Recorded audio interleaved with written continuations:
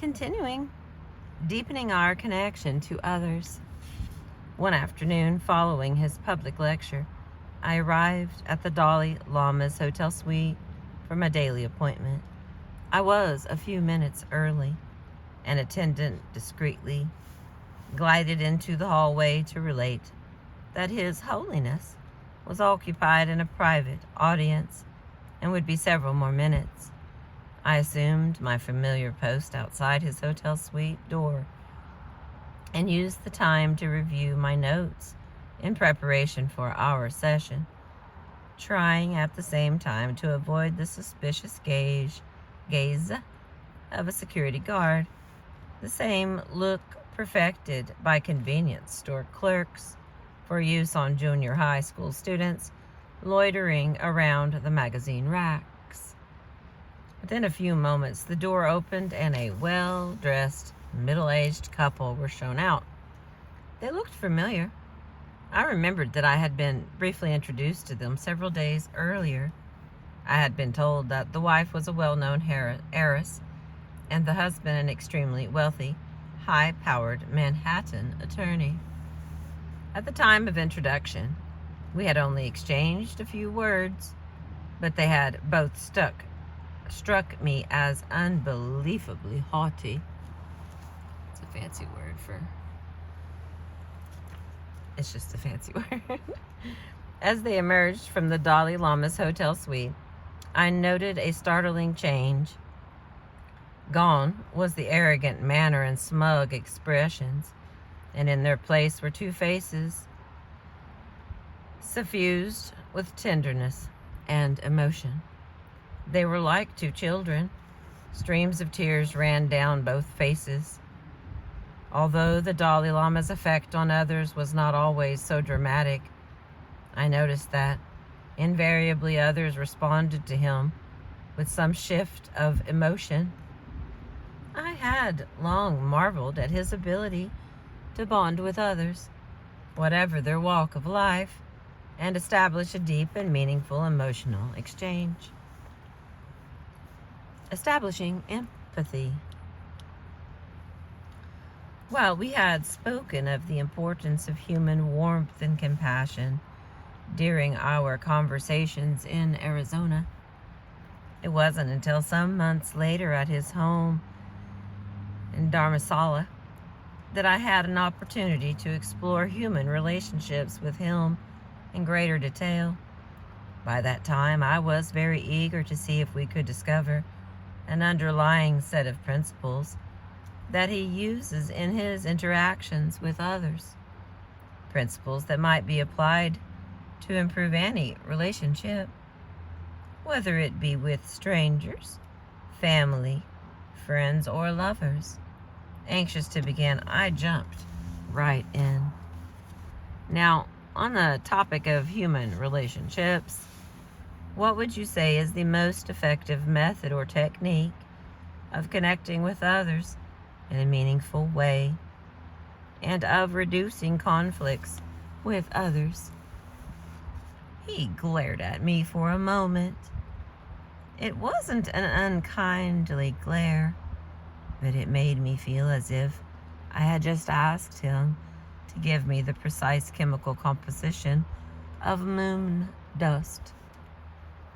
After a brief pause, he responded, "Well, dealing with others is a very complex issue. There is no way that you can come up with one formula that could solve all problems. It's a bit like cooking. If you are cooking a very delicious meal, a special meal, then there are various stages in the cooking. You may have to first boil the vegetables separately, and then you have to fry them, and then you combine them in a special way, mixing in spices and so on. And finally, the end result would be this delicious product. Similarly here, in order to be skillful in dealing with others, you need many factors.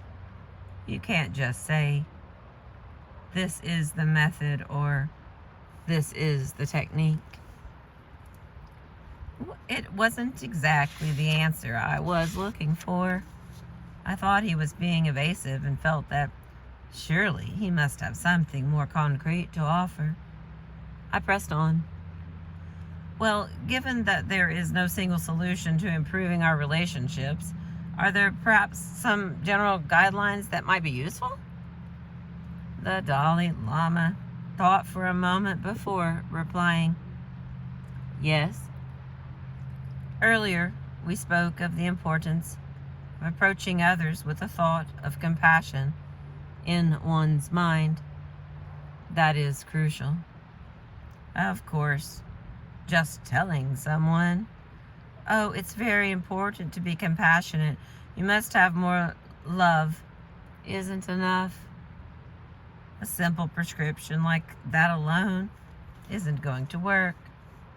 But one effective means of teaching someone how to be more warm and compassionate is to begin by using reasoning to educate the individual about the value and practical benefits of compassion, and also having them reflect on how they feel when someone is kind to them and so on.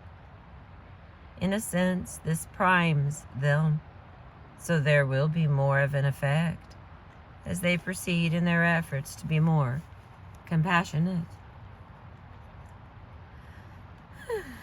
Now, in looking at the various means of developing compassion, I think that empathy is an important factor. The ability to appreciate another's suffering.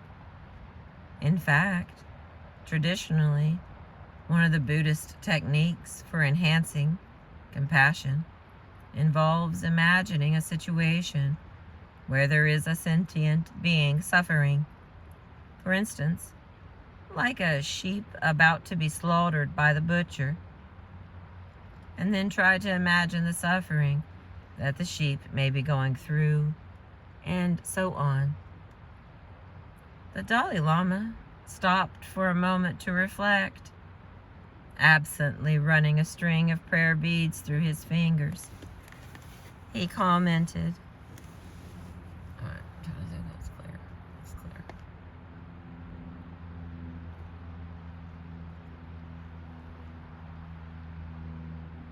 Okay.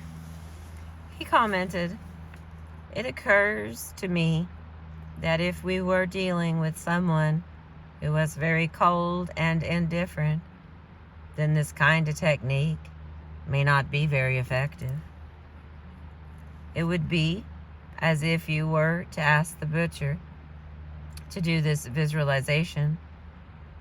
The butcher is so hardened, so used to the whole thing, that it wouldn't have any impact. So, for example, it would be very difficult to explain and utilize that technique for some Westerners who are accustomed to hunting and fishing for fun as a form of recreation. In that case, I suggested, it might not be an effective technique to ask a hunter to imagine the suffering of his prey, but you might be able to awaken feelings of compassion by beginning with having him visualize his favorite hunting dog caught in a trap and squealing with pain. Yes, exactly, agreed the Dalai Lama. I think depending on the circumstances, one might modify that technique. For instance, the person may not have a strong feeling of empathy towards animals, but at least may have some empathy towards a close family member or friend.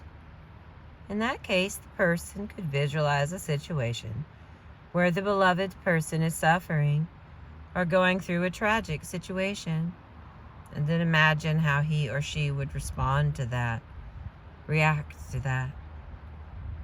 So one can attempt to increase compassion by trying to empathize with another's feeling or experience. I think that empathy is important, not only as a means of enhancing compassion, but I think that generally speaking, when dealing with others on any level. If you're having some difficulties, it's extremely helpful to be able to try to put yourself in the other person's place and see how you would react to the situation. Even if you have no common experience with the other person or have a very different lifestyle, you can try to do this through imagination. You may need to be slightly creative.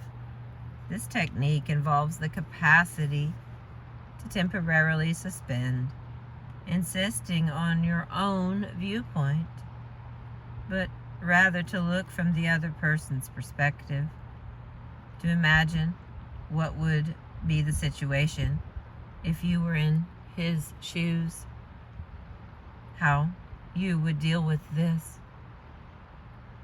This helps you develop an awareness and respect for another's feelings, which is an important factor in reducing conflicts and problems with other people. Our interview that afternoon was brief. I had been fitted into the Dalai Lama's busy schedule at the last minute, and like several of our conversations, it occurred late in the day. Outside, the sun was beginning to set, filling the room with a bittersweet, dusky light, turning the pale yellow walls a deep amber, and illuminating the Buddhist icons in the room with rich golden hues. The Dalai Lama's attendant silently entered the room, signaling the end of our session. Wrapping up the discussion, I asked, "I know that we have to close, but do you have any other words of advice or methods that you use to help establish empathy with others?" Echoing the words he had spoken in Arizona many months before, with a gentle simplicity he answered, "Whenever I meet people, I always approach them from the standpoint of the most basic things we have in common. We each have a physical structure, a mind, and emotions. We are all born in the same way, and we all die. All of us want happiness and do not want to suffer. Looking at others from this standpoint, rather than emphasizing secondary differences, such as the fact that I am Tibetan or a different color, religion, or cultural background, allows me to have a feeling that I'm meeting someone just the same as me. I find that relating to others on that level makes it much easier to exchange and communicate with one another." Excuse me. With that, he rose, smiled, clasped my hand briefly, and retired for the evening. The following morning, we continued our discussion at the Dalai Lama's home in Arizona. We spoke a great deal about the importance of compassion in human relationships, and yesterday we discussed the role of empathy in improving our ability to relate to one another. Yes, the Dalai Lama nodded. Besides that, can you suggest any additional specific methods or techniques to help one deal more effectively with other people? Excuse me, Lord.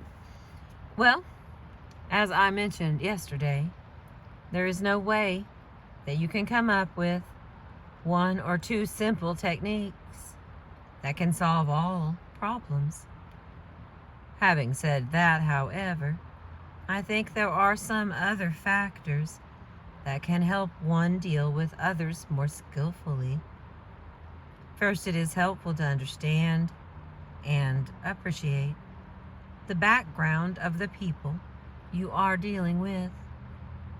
Also, being more open-minded and honest are useful qualities when it comes to dealing with others. I waited excuse me, I waited, but he didn't say anything more. Can you suggest any other methods of improving our relationships? Excuse me. Open window, running water. Here we go. Can you suggest any other methods of improving our relationships? The Dalai Lama thought for a moment. No. He laughed. I felt that these particular bits of advice were too simplistic, commonplace, really. Still, as that seemed to be all he had to say on the subject for the moment, we turned to other topics.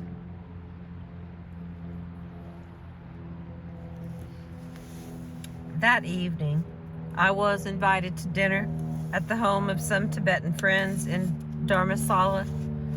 My friends arranged an evening that proved to be quite lively.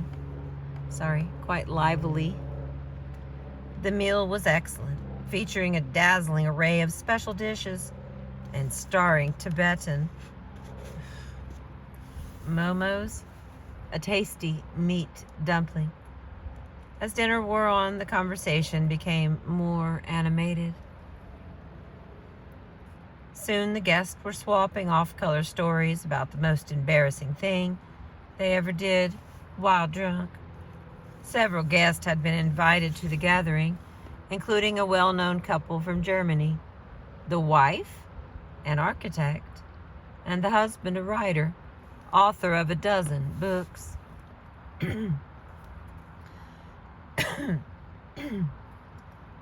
Excuse me. Having an interest in books, I approached the author and began a conversation. I asked about his writing. His replies were short and perfunctory, his manner blunt and standoffish. Thinking him rather unfriendly, even snobbish, I took an immediate dislike to him. Well, at least I made an attempt to connect with him, I consoled myself.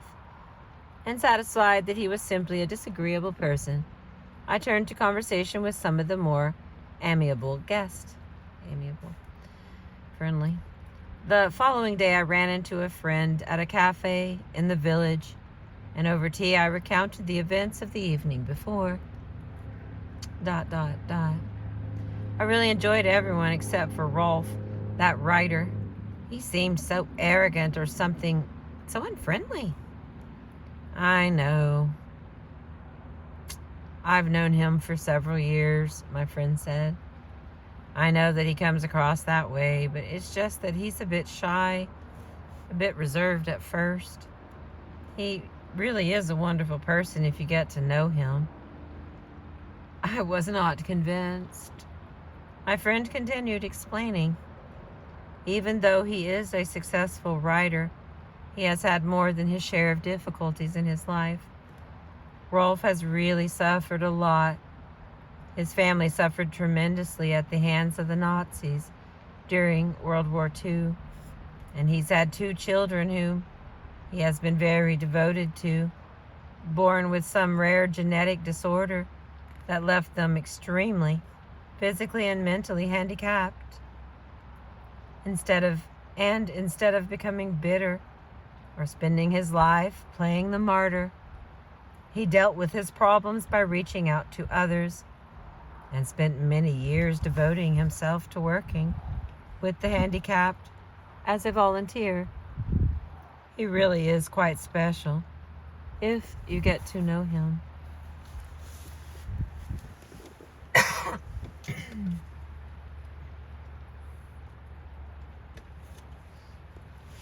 It's like every time I take a drink of the coffee, it isn't making it better. Okay, so let's try again. As it turned out, I met Rolf and his wife once again at the end of that week at a small strip field serving as the local airport. We were scheduled on the same flight to Delhi, which turned out to be canceled. The next flight to Delhi wasn't for several days, so we decided to share a car to Delhi. A grueling 10-hour ride. The few bits of information that my friend had shared with me had changed my feelings toward Rolf, and on the long ride down to Delhi, I felt more open toward him. As a result, I made an effort to sustain a conversation with him. Initially, his manner remained the same.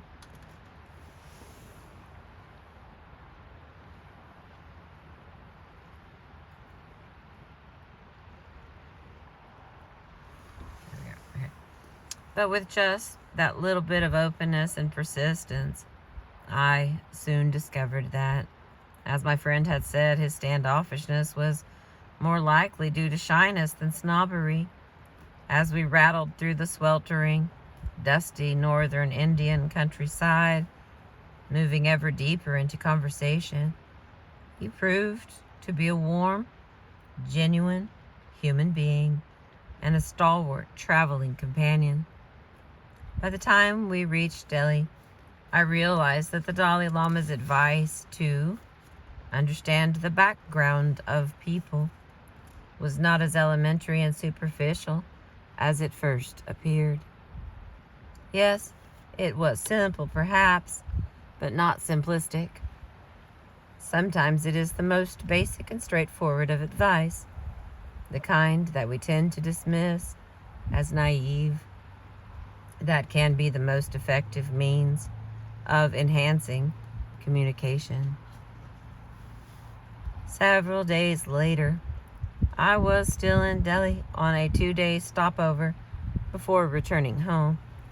The change from the tranquility of Dharamsala was jarring, and I was in a foul mood.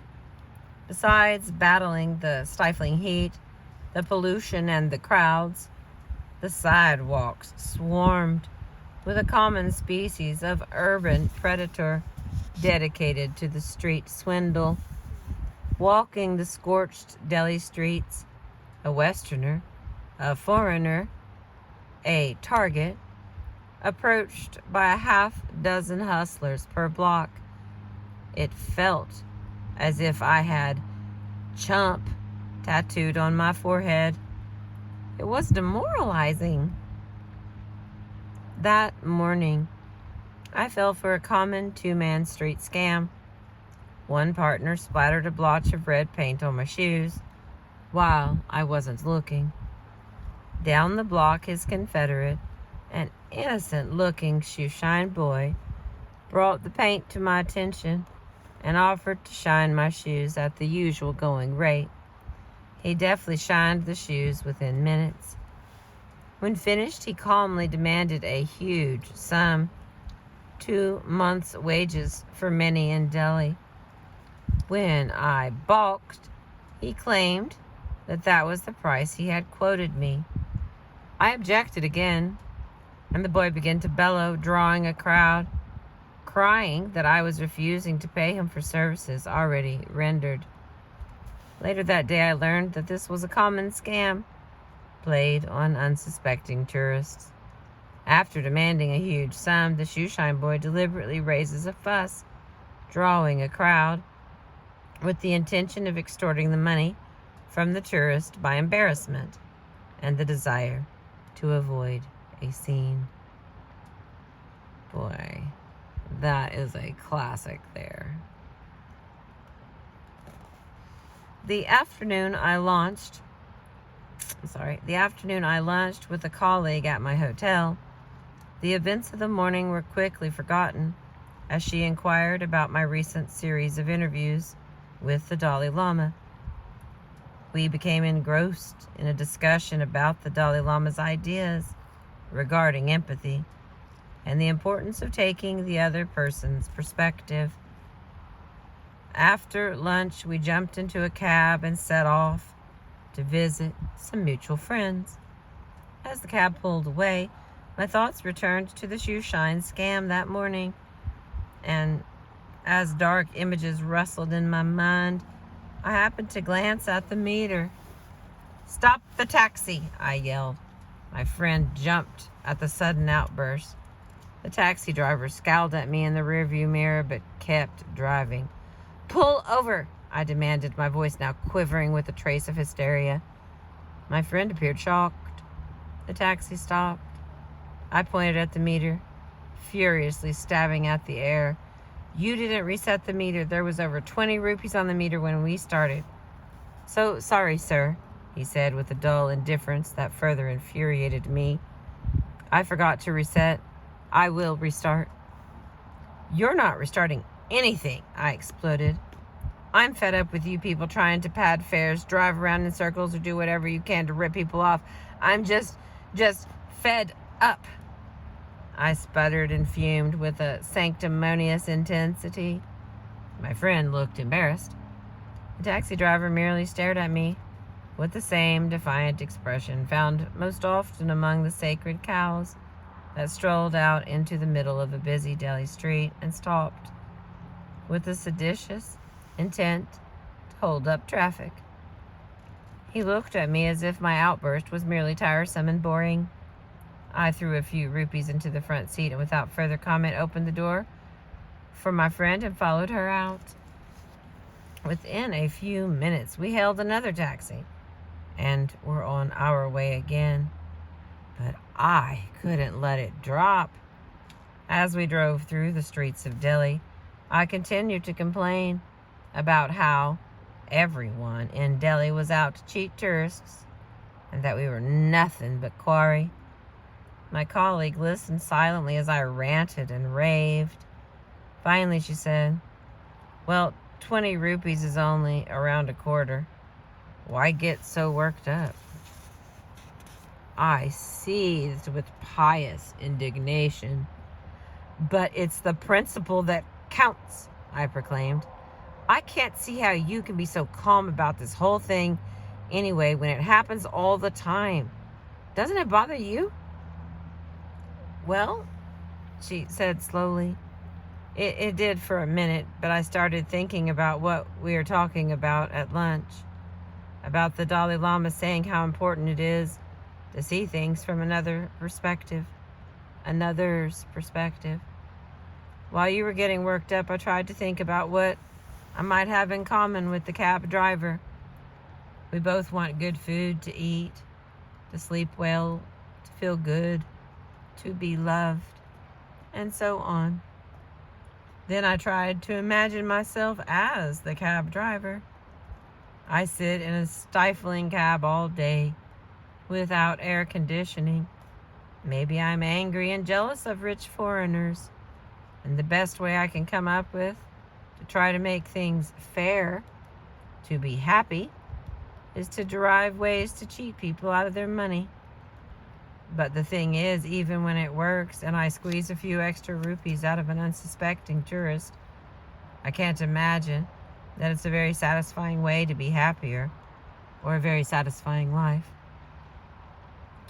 Anyway, the more I imagined myself as the cab driver, somehow the less angry I was at him. His life just seemed sad. I mean, I still don't agree with what he did, and we were right to get out of the cab, but I just couldn't get worked up enough to hate him for it. I was silent, startled in fact, at how little I had actually absorbed from the Dalai Lama. By that time, I was beginning to develop an appreciation of the practical value of his advice, such as understanding another's background. And of course, I found his examples of how he implemented these principles in his own life to be inspiring. But as I thought back over our series of discussions, beginning in Arizona and now continuing in India, I realized that right from the beginning our interviews had taken only a clinical tone, as if I were asking him about human anatomy. Only in this case, it was the anatomy of the human mind and spirit. Until that moment, however, somehow it hadn't occurred to me to apply his ideas fully to my own life. At least not right now. I always had a vague intention of trying to implement his ideas in my life at some point in the future. Perhaps when I had more time. examining the underlying basis of a relationship.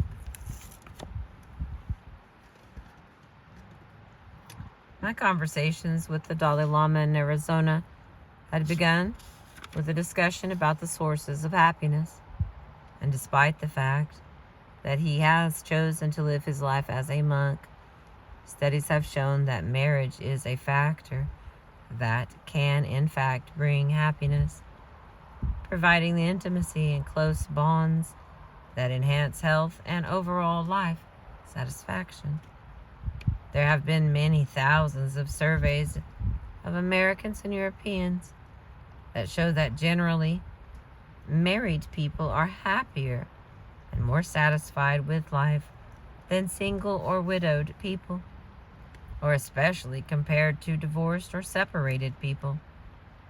One survey found that 6 in 10 Americans who rate their marriage as very happy also rate their life as a whole as very happy.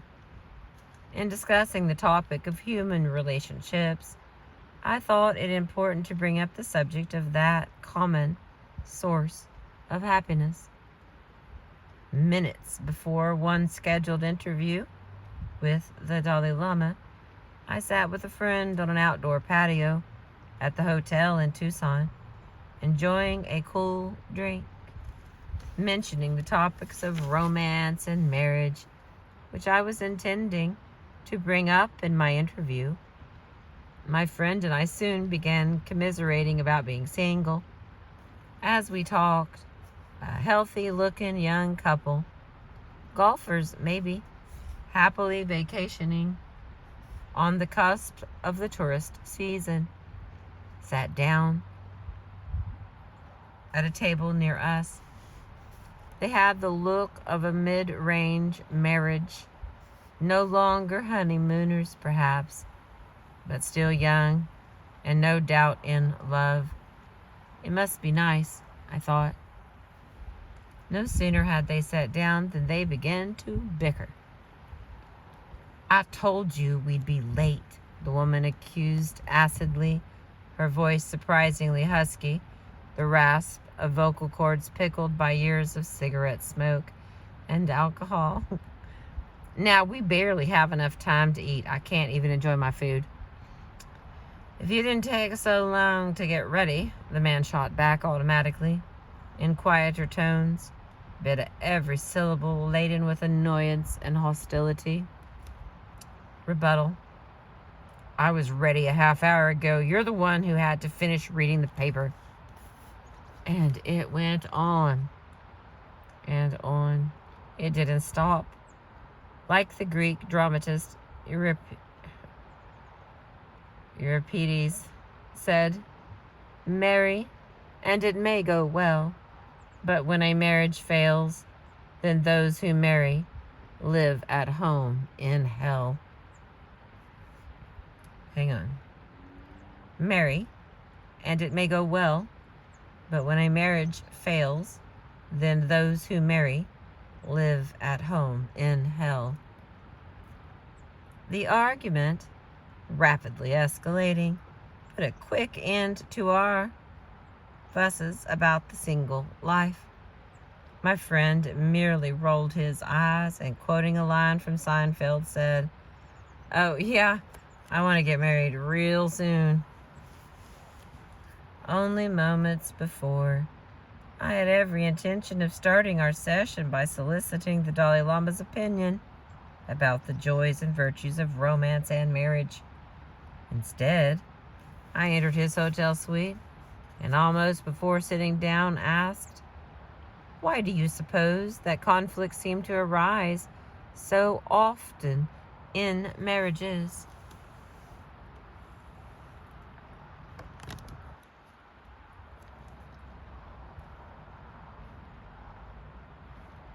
All right, what's there? There we go. "Why do you suppose that conflicts seem to arise so often in marriages?"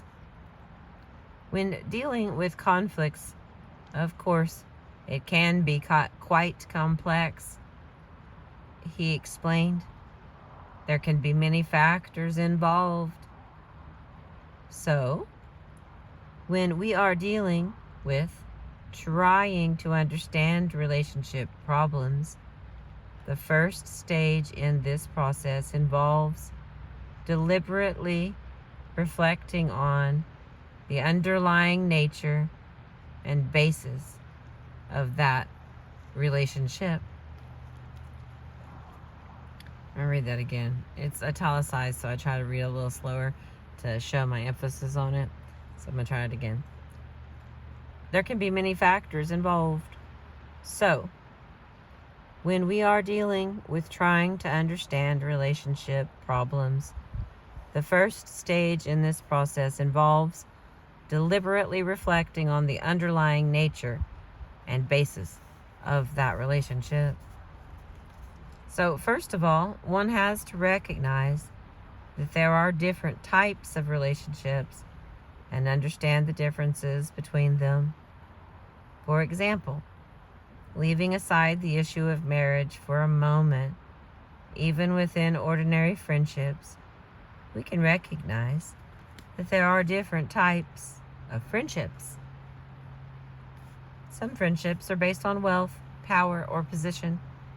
In these cases, your friendship continues as long as your power, wealth, or position is sustained. Once these grounds are no longer there, then the friendship will also begin to disappear. On the other hand, there is another kind of friendships that are based not on consideration of wealth, power, and position, but rather on true human feeling, a feeling of closeness in which there is a sense of sharing and connectedness. This type of friendship is what I would call genuine friendship, because it would not be affected by the status of the individual's wealth, position, or power, whether it is increasing or whether it is declining.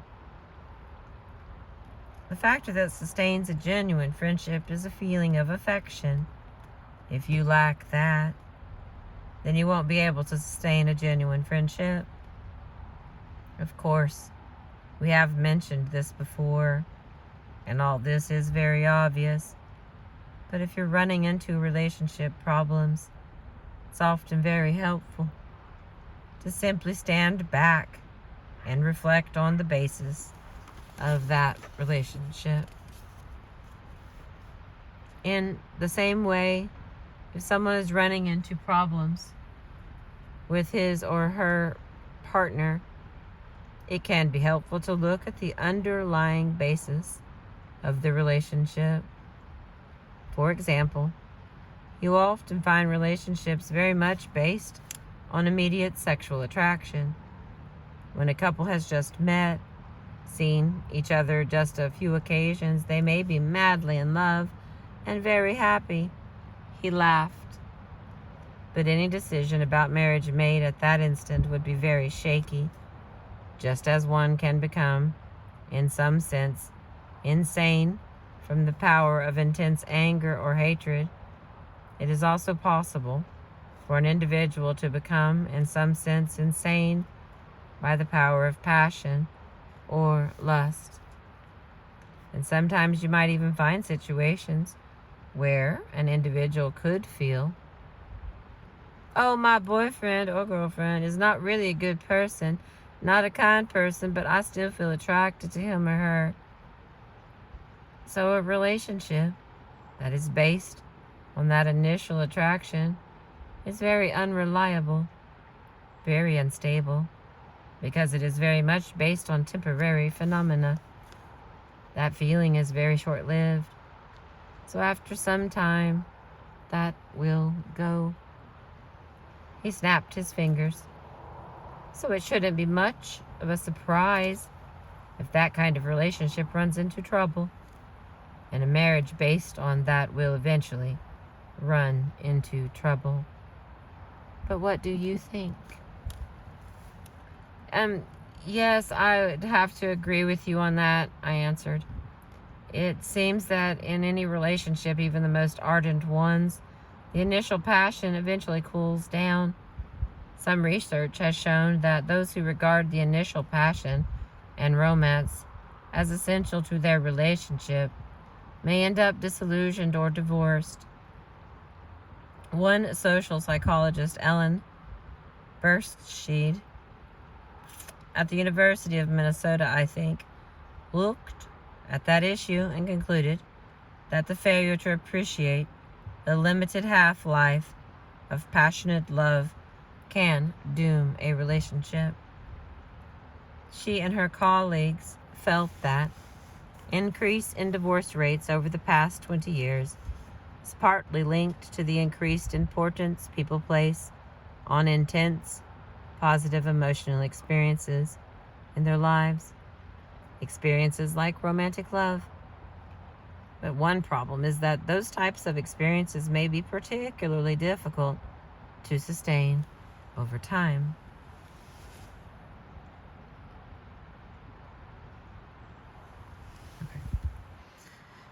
This seems very true, he said.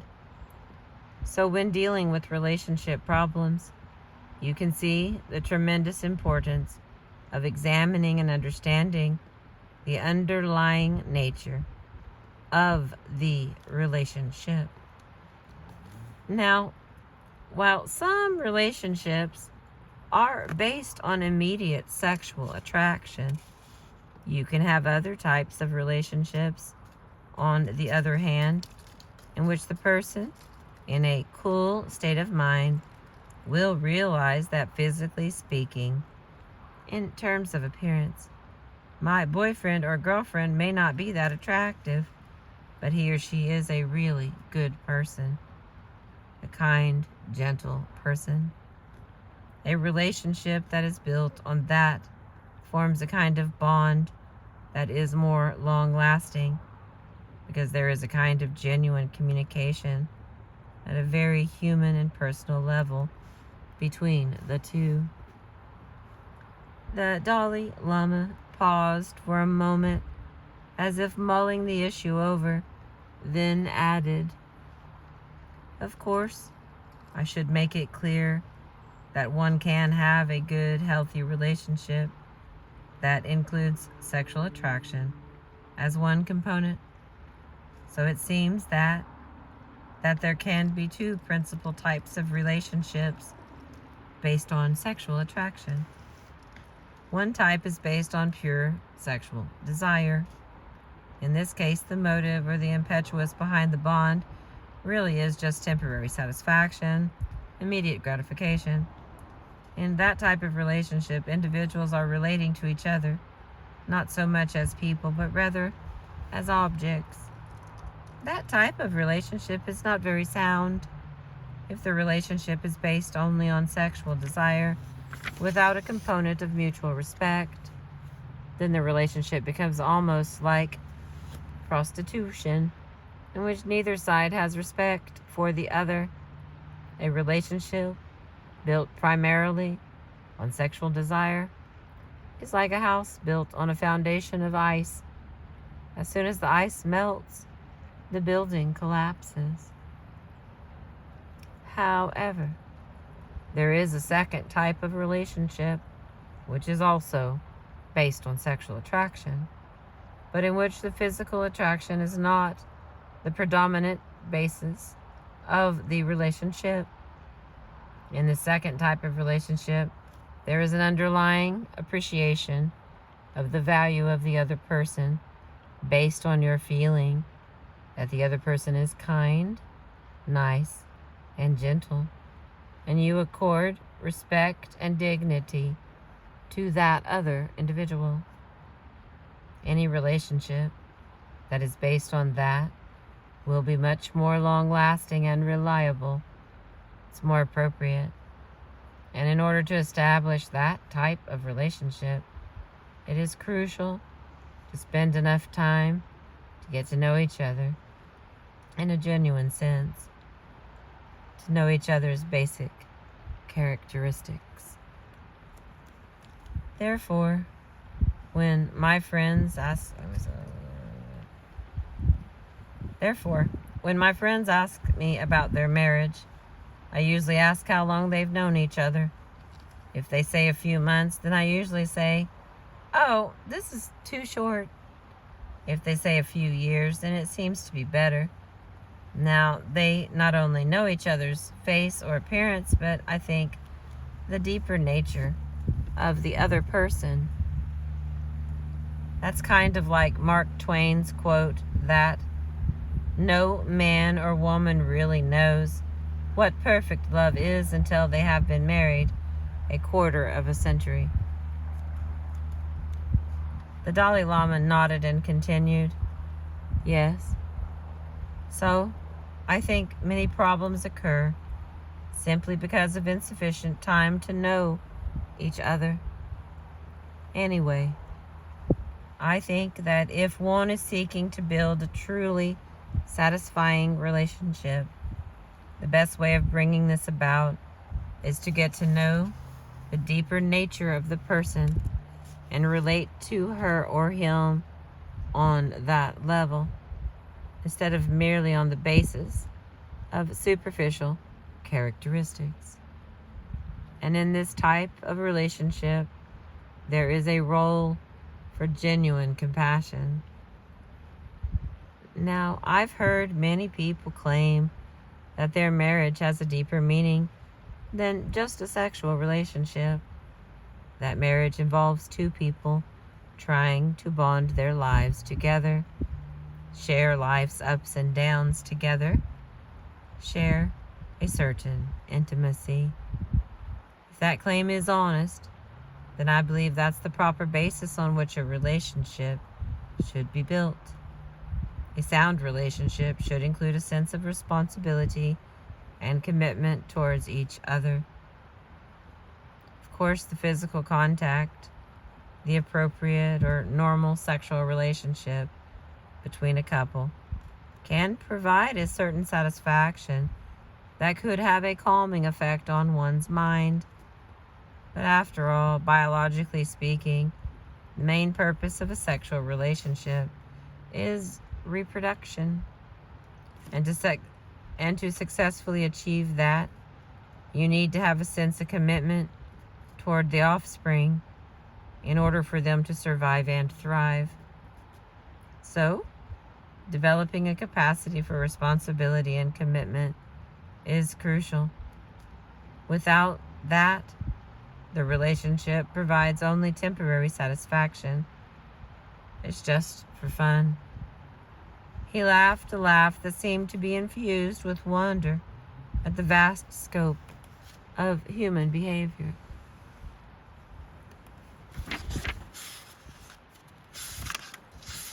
Scooching along here. Relationships based on romance.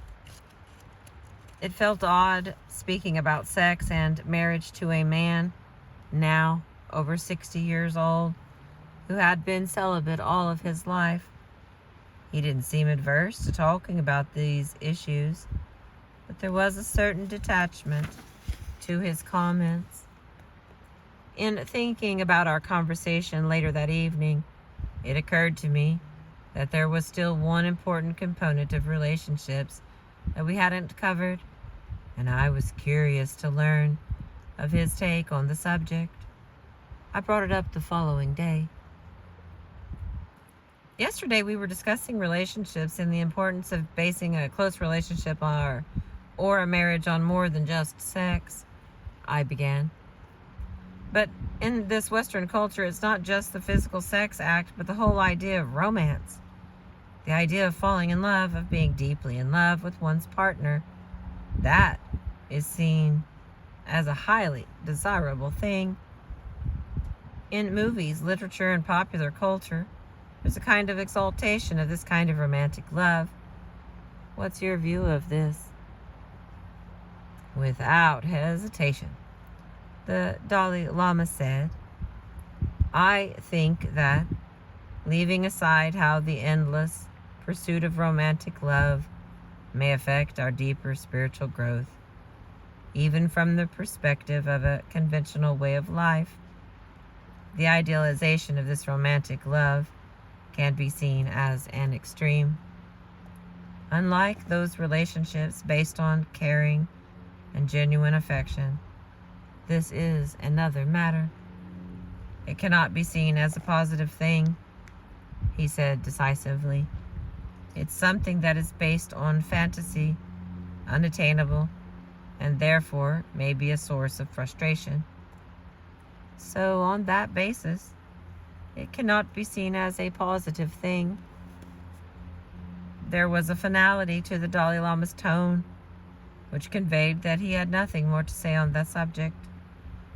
In view of the tremendous emphasis our society places on romance, I felt he was dismissing the lure of romantic love too lightly. Given the Dalai Lama's monastic upbringing, I suppose that he didn't fully appreciate the joys of romance. In questioning him further about issues related to romance would be as helpful as asking him to come out to the parking lot to take a look at a problem I was having with my car's transmission. Mildly disappointed, I fumbled with my notes for several moments and passed on to other topics. What is it that makes romance so appealing? In looking at this question, one finds that eros, romantic, sexual, passionate love, the ultimate ecstasy, is a potent cocktail of cultural, biological, and psychological ingredients. In Western culture, the idea of romantic love has flourished over the past 200 years under the influence of Romanticism, a movement which has done much to shape our perception of the world. Romanticism grew up as a rejection of the previous age of enlightenment, with its emphasis on human reason. The new movement exalted intuition, emotion, and feeling and passion. It emphasized the importance of the sensory world, the subjective experience of the individual, and tended toward the world of imagination, of fantasy, the search for a world that is not, an idealized past or utopian future. This idea has had profound impact, not only in art and literature, but also in politics and all aspects of the development of modern Western culture. The most compelling element of our pursuit of romance is the feeling of falling in love. Powerful forces are at work, driving us to seek this feeling, much more than simply the glorification of romantic love, which we pick up from our culture. Many researchers feel that these forces are programmed into our genes from birth. The feeling of falling in love, invariably mixed with a sense of sexual attraction, may be a genetically determined instinctual component of mating behavior. From an evolutionary perspective, the number one job of the organism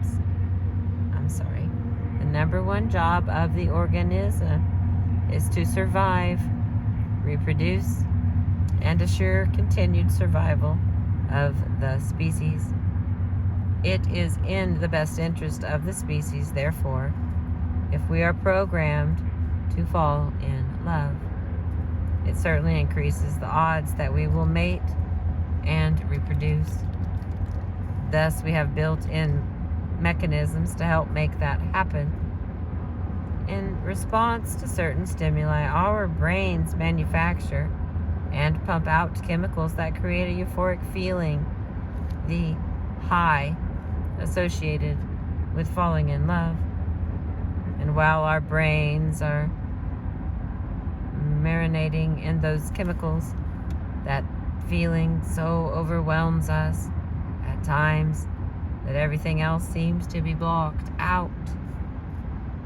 Psychological forces driving us to seek the feeling of being in love are as compelling as the biological forces. In Plato's writing Symposium, Socrates tells the story of the myth of Aristophanes concerning the origin of sexual love. According to this myth, the original inhabitants of Earth were round creatures with 4 hands and 4 feet, and with their backsides forming a circle. These self-sufficient, sexless beings were very arrogant and repeatedly attacked the gods.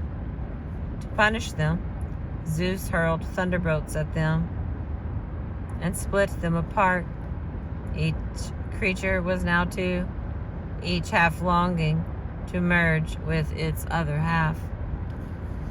Eros, the drive toward passionate, romantic love, can be seen as his ancient desire for fusion with the other half.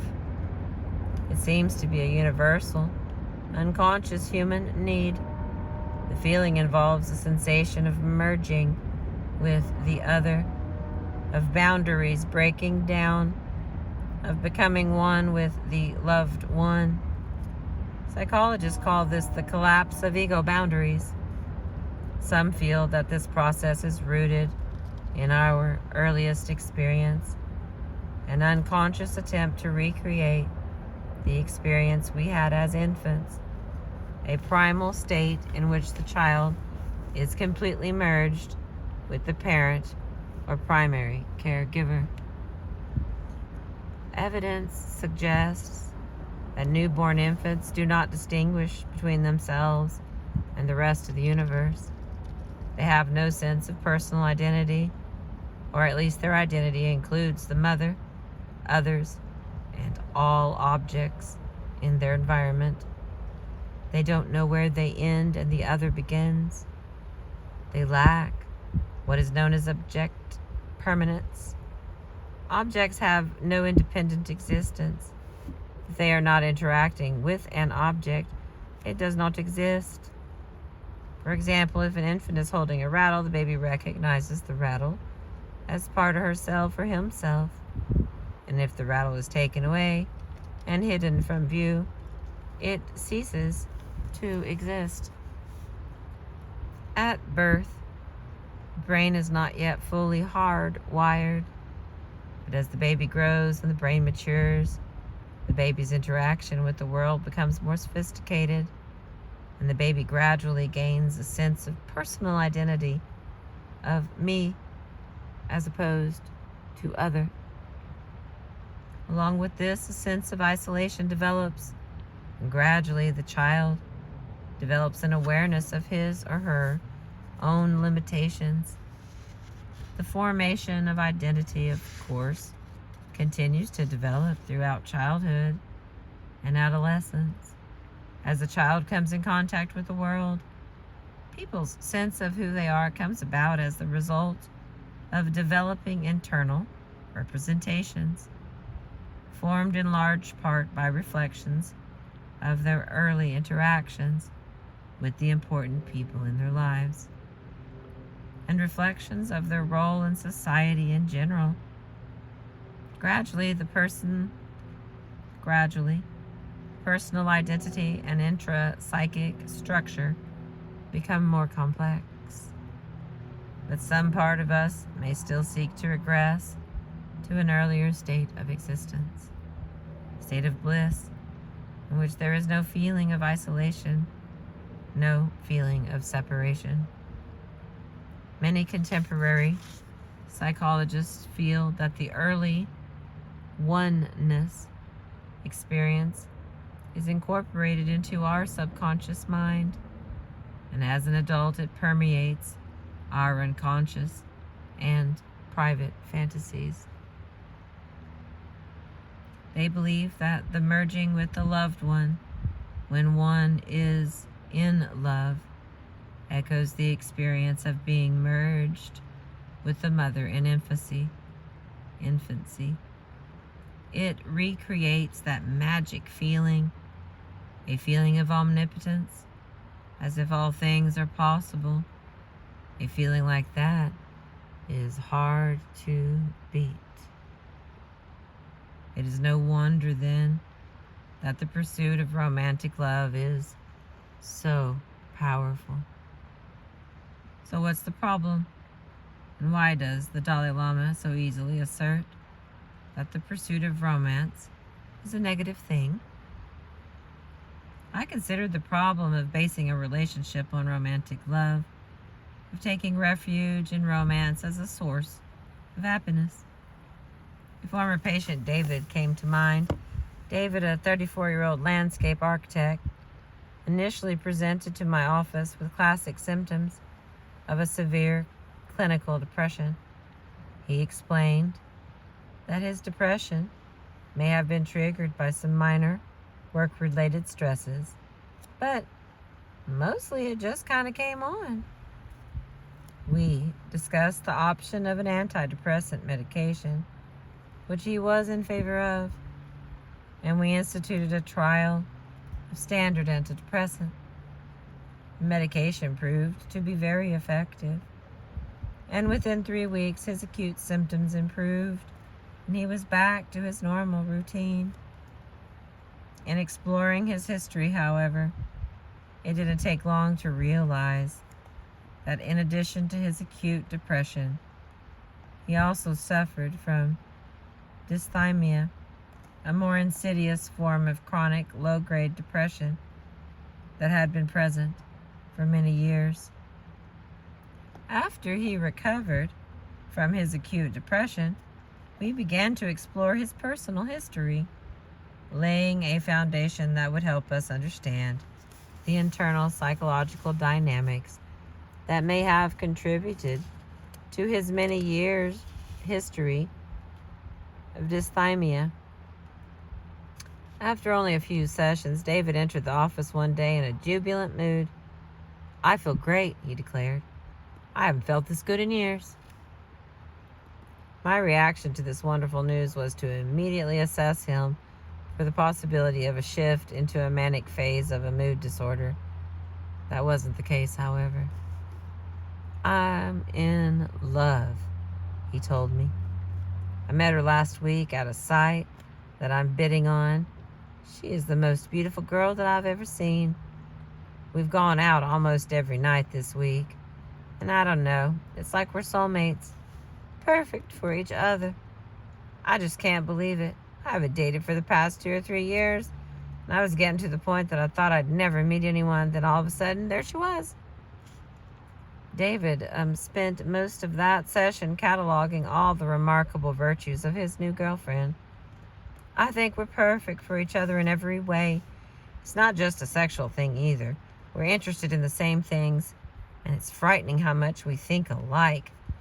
Of course, I'm being realistic, and I realize that no one is perfect. Like the other night, it bothered me a bit because I thought she was flirting with a little with some guy at a club we were at. But we both had been drinking a lot, and she was just having fun. We discussed it afterward and worked it out." David returned the following week to inform me that he had decided to quit therapy. "Everything is going so great in my life, I just can't see what there is to talk about in therapy," he explained. "My depression is gone. I'm sleeping like a baby. I'm back at work doing really well, and I'm in a great relationship that just seems to be getting better and better. I think I've gotten something from our sessions, but right now, I just can't see spending money for therapy when there's nothing to work on." I told him I was happy he was doing so well, but reminded him about some of the family issues that we had begun to identify that may have led to his history of chronic dysthymia. All the while, common psychiatric terms like resistance and defenses began to surface in my mind.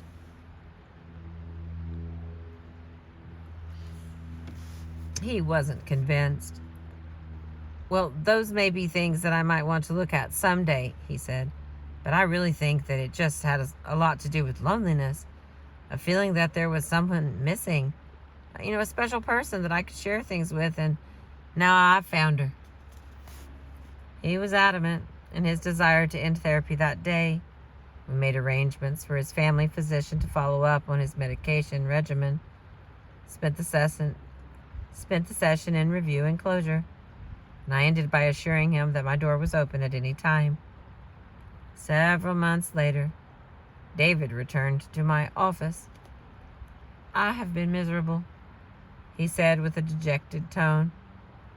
Last time I saw you, things were going so great. I really thought that I had found my ideal mate. I even brought up the subject of marriage, but it seemed that the closer I wanted to become, the more she pulled away. She finally broke up with me. I got really depressed again for a couple of weeks after that. I even started calling her and hanging up just to hear her voice, and driving by her work just to see if her car was there. After about a month, I got sick of doing that. It was just so ridiculous. And at least my symptoms of depression got better. I mean, I'm eating and sleeping fine, still doing well at work, and I have plenty of energy and all, but it still feels as if a part of me is missing. It's like I'm back at square one, feeling just the same as I have for years. We resumed therapy.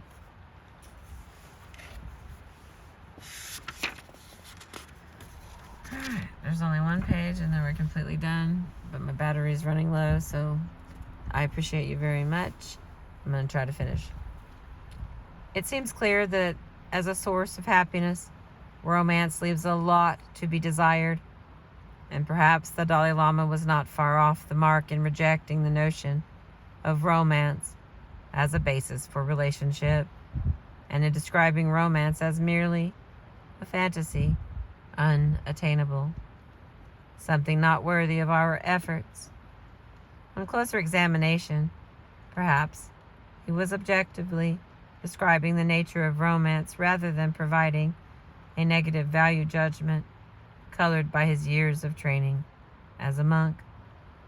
Even an objective reference source such as the dictionary, which contains well over a dozen definitions of romance and romantic, is liberally peppered with phrases such as fictitious tale and exaggeration, a falsehood, fanciful or imaginative, not practical, without a basis in fact, characteristic of or preoccupied with idealized lovemaking or courting, and so on. It is apparent that somewhere along the road of Western civilization, a change has taken place. The ancient concept of eros, with the underlying sense of becoming one, of fusion with another, has taken on new meaning. Romance has acquired an artificial quality with flavors of fraudulence and deception, the quality that had led Oscar Wilde to bleakly observe, "When one is in love, one always begins by deceiving oneself, and one always ends up by deceiving others." That is what the world calls a romance. Earlier, we explored the role of closeness and intimacy as an important component of human happiness. There is no doubt of this, but if one is looking for lasting satisfaction in a relationship, the foundation of that relationship must be solid. It is for this reason that the Dalai Lama encourages us to examine the underlying basis of a relationship. Should we find ourselves in a relationship that is going sour, sexual attraction, or even the intense feeling of falling in love may play a role in forming an initial bond between two people to draw them together. But like a good epoxy glue, that initial bonding agent needs to be mixed with other ingredients before it will harden into a lasting bond. In identifying these other ingredients, we turn once again to the Dalai Lama's approach to building a strong relationship. Basing our relationship on the qualities of affection, compassion, and mutual respect as human beings. Basing a relationship on these qualities enables us to achieve a deep and meaningful bond, not only with our lover or spouse, but also with friends, acquaintances, or strangers. Virtually any human being. It opens up unlimited possibilities and opportunities for connection. And that is the end of that. I've been reading this book to you. Clear for me, baby. The Art of Happiness.